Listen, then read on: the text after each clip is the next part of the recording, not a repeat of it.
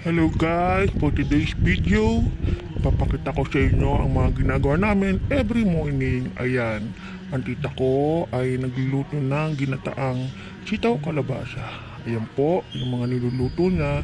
And then, ayan si Jackie nagbabalot ng lumpia. Ayan, papasok tayo ngayon. Ayan si Jack Lloyd, nagpiprito ng isda. Ayan po, tuwing umaga ganyan po ang ginagawa namin. Ayan. Go Jack Lloyd. Sige lang, prito ka lang. Ayan po yung lagay ng kanin namin. Kailangan mapuno yan kasi mamaya dagsa na po ang kakain. Kukulangin ang aming kanin. So ayan. Ang maywagang mongoloid. Yan.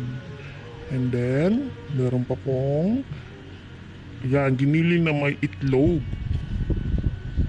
At ang pakbet. Siyempre, ayan po ang pakbet.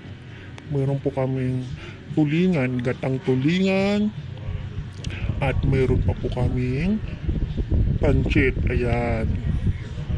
Hotdog at itlog. Ayan, si Sir. Oh, hi sir, shout out. Oh, mabayad daw po siya. Ayan na po, ayan. Labas tayo, ayan. Labas, oy, ayan na si Patadyong. Yan, tumutulong yan sa pagluluto. Ayan, ang sarap naman yan, tita. Yan, go. Sige lang, luto lang kayo ng luto. Habang ako ay nag-video. Yan, lalabas na ako. Ayan, si Johnny Boy. Ayan, papunta na ako sa aming, ayan, sa Ate Bilen. Ang masipag naming, yan, sa Ate Bilen. Hi Ate Bilen.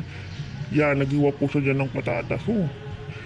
Kahit maliit yan, ako, mabilis po yan. Oh, yan pak, Ate Bilen, go. Ayan, yan. Huwag yung minamaliit yan. Malupit yan. O, tinan mo yan. O, go, Ate Belen. O, sige. O, yan. Ako, magsipag talaga sa Ate Belen. Yan, ayan. Ayun, si Tita Mirna. Yan. Yan, seryoso yan. Ako, mamaya magagalit yan. O, nagagalit na nga, diba? Sabi ko sa inyo eh. O, ayan. Sige.